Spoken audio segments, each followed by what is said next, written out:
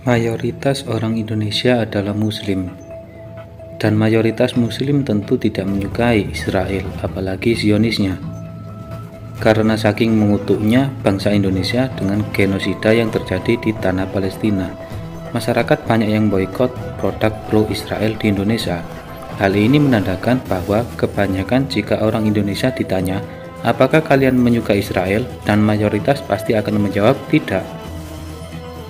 Lantas bagaimana kalau pertanyaan itu ditanyakan kepada Israel? Apa tanggapan Israel jika ditanya soal bangsa kita Indonesia?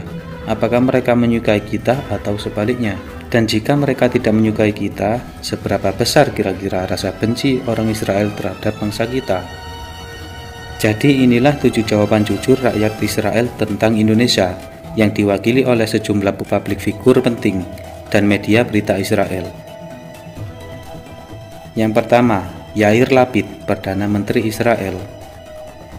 Perdana Menteri Israel ke-14 dengan masa jabatan Juli sampai Desember 2022. Dalam sidang internasional PBB pada bulan September 2022 silam, Perdana Menteri Yair Lapid berpidato dan sempat menyebut nama Indonesia. Dalam pidato singkatnya tersebut, dalam pidatonya, Lapid sempat belak-belakan mengatakan bahwa Israel mau jadi sahabat dari Indonesia, dan dia juga mengatakan bahwa Israel terbuka untuk perdamaian, serta mengajak supaya Indonesia mau mengakui kemerdekaan Israel seperti negara-negara Uni Eropa. Dan Lapid juga mengatakan kalau Israel sangat ingin menjalin hubungan diplomatik dengan Indonesia.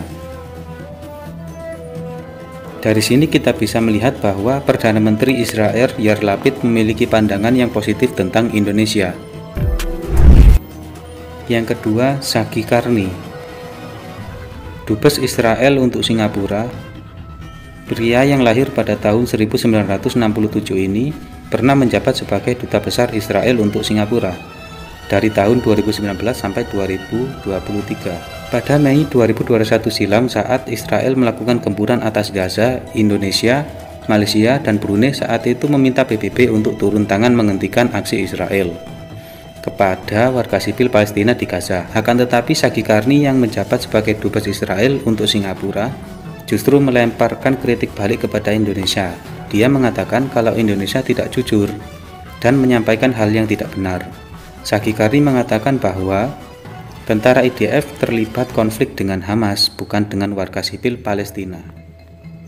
Dari sini bisa ditarik kesimpulan bahwa Sagi Karni memiliki pandangan yang negatif kepada bangsa Indonesia. Yang ketiga, media The Jerusalem Post. Dulunya media ini bernama Palestina Post, kemudian seiring berkembangnya zaman, namanya diganti menjadi The Jerusalem Post. Ini adalah media berita untuk daerah Israel dan Palestina.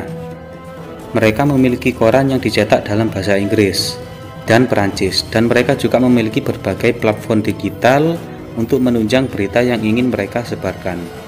Nah, dalam salah satu momen terungkap bahwa tim media berita dari Israel ini sangat tidak menyukai Indonesia. Mereka bahkan menyebut Indonesia dalam berita mereka bukan sebagai negara yang modern, melainkan Indonesia adalah negara yang terbelakang. Pernyataan media Jerusalem Post lalu tersebar luas hingga sampai ke telinga orang-orang Indonesia. Alasan karena Indonesia membatalkan rencana menjadi tuan rumah FIFA U20 tahun 2023 sebab Indonesia mengetahui ada klub Israel yang akan bertanding juga, dan juga disebabkan faktor keamanan. Narasi penolakan ini tak hanya dari organisasi berbasis keagamaan dan umum. Penolakan juga datang dari pejabat-pejabat publik. Gubernur Bali Iwayan Koster mengirim surat kepada Menpora RI. Inti dari surat tersebut adalah meminta Israel tidak boleh bertanding di Provinsi Bali. Kemudian Gubernur Jawa Tengah Ganjar Pranowo juga menyatakan tak ingin Israel datang dan menginjakkan kaki di Indonesia. Sejumlah massa pun menggelar unjuk rasa dengan tujuan menolak klub Israel memasuki negara Indonesia sebab tak pernah ada hubungan diplomasi resmi antara pemerintah Indonesia dan Israel. Akhirnya karena banyak penolakan, FIFA pun menunjuk Peru sebagai pengganti Indonesia sebagai tuan rumah. Yang keempat, Benjamin Netanyahu, Perdana Menteri.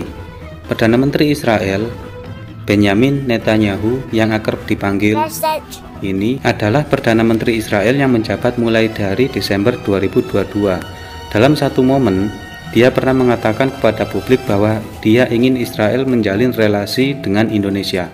Dia mengatakan bahwa jika Indonesia menerima tawaran kerjasama bilateral dengan Israel, maka akan ada banyak peluang keuntungan yang akan diterima oleh Indonesia. Dari sini bisa kita lihat bahwa Perdana Menteri Israel Benjamin Netanyahu memiliki citra positif terhadap Indonesia, padahal dia adalah. Yang kelima adalah Yitzhak Herzog, Presiden Israel. Tadi Perdana Menterinya, sekarang Presidennya. Apakah keduanya punya pandangan positif tentang Indonesia? Ternyata tidak, teman-teman. Yitzhak Herzog mengatakan bahwa dia kecewa dengan Indonesia, sebab Indonesia menolak timnas negaranya, yaitu timnas Israel U20 untuk bertanding di Indonesia. Herzog menyatakan bahwa ini merupakan kesalahan yang fatal dan keputusan yang salah dari Indonesia. Dari sini kita bisa ambil kesimpulan bahwa Presiden Israel Yitzhak Herzog tidak terlalu menyukai Indonesia. Yang keenam, tentara Israel IDF. Salah satu video yang dibagikan oleh TikTokers Ardoni Hazard, seorang tentara Israel, terlihat begitu respek dengan Indonesia. Tentara tersebut terkejut ketika mengetahui bahwa dia tengah berbicara dengan orang Indonesia secara langsung. Okay, where are you from? I'm from Indonesia. Oh, you are Muslim? Yeah. Why? It's okay. Don't. I'm okay. Okay. No problem. So, salam alaikum. Walaikum assalam. Aywa. Aywa. How are you today? Oh, I'm good, bro. Great. Where are you? I am a soldier. Oh. I'm in a tank unit. Meskipun si tentara ini tahu antara negaranya dengan Indonesia tidak baik-baik saja karena tidak memiliki hubungan diplomatik, walau begitu dia tetap respek dan profesional dengan Indonesia. Tapi tak semua tentara Israel menyukai Indonesia. Para influencer lain juga ada yang mendapatkan ujaran kebencian terhadap Muslim dan Indonesia yang datang dari tentara Israel. Yang ketujuh, Rabi Israel. Salah satu video yang beredar di TikTok, terlihat seorang rabi atau pemuka agama Yahudi sedang memberikan pesan khusus kepada Indonesia. Dalam pesannya ini, dia mengajak orang Indonesia untuk membantu Israel menjadi berkat bagi dunia dengan cara terkoneksi atau menjalin hubungan kerjasama dengan mereka. Dari sini kita bisa lihat bahwa Rabi Yahudi begitu respek dengan Indonesia. Akan tetapi Indonesia tetap tidak akan menerima tawaran tersebut selama tanah Palestina masih dijajah oleh mereka. Wallahu a'lam bishawab. Semoga kisah ini bermanfaat. Lebih dan kurangnya mohon dimaafkan. Yang benar datangnya dari Allah Subhanahu wa Ta'ala, khilaf atau keliru itu datangnya dari saya pribadi sebagai manusia biasa.